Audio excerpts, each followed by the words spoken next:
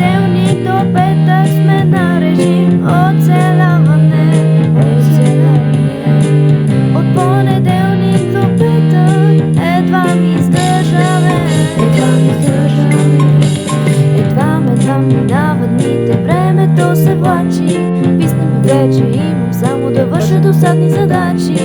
Няма ли как, няма ли шанс да пропусна всичко това и да дойде просто събота?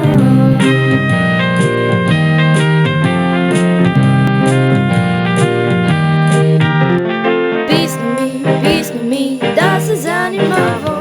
Писни ми все нещо да решавам. Седна да пиша по математика домашно. Много е страшно, много е страшно. Седем сутринта, вземе да стана. Замързи ме даже раницата да оправя. Седем сутринта, изпира се още.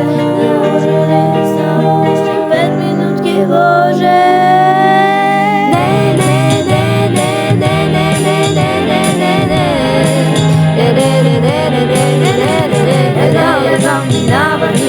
Времето се влачи, писна ми вече, имам само да върша досадни задачи. Няма ли как, няма ли шанс да пропусна всичко това и да дойде просто събота?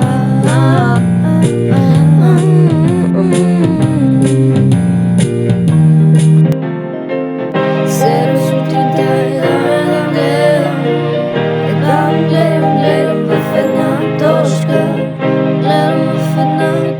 И се чудя, защо си пея вместо да се събудя.